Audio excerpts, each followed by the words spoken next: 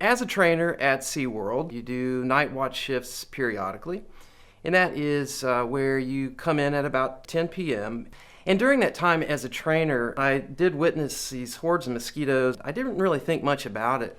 And it wasn't until later on when I got exposed to a couple of publications in the literature that showed pretty conclusively that at least two captive killer whales were killed by mosquito-borne pathogens. It was at that point when a light bulb kind of went off in my mind, and I started kind of thinking about, some of the factors involved. And one of which is simply that they spend so much time just floating around motionless.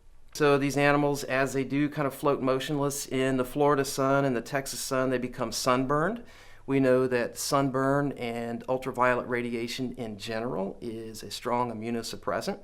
A lot of the animals have really poor dentition or teeth. The teeth are broken, their teeth are ground down, they're missing, or they've been drilled out.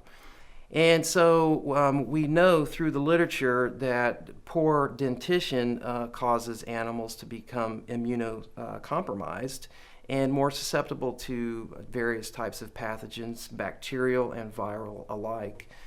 I suspect that probably a lot of other killer whales have been killed by these mosquito-borne pathogens, and this is going to be a more and more of a problem as we move through time.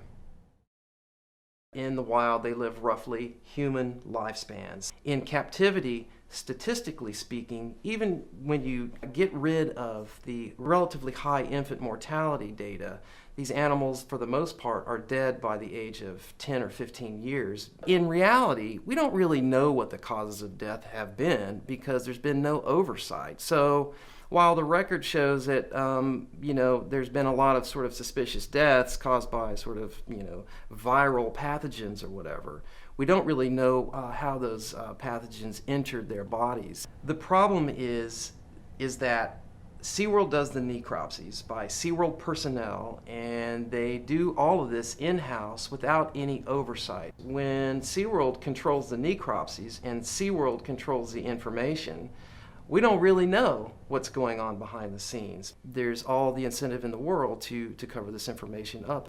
There is more evidence, mounting evidence, that this whole thing called captivity just doesn't work out for the animals.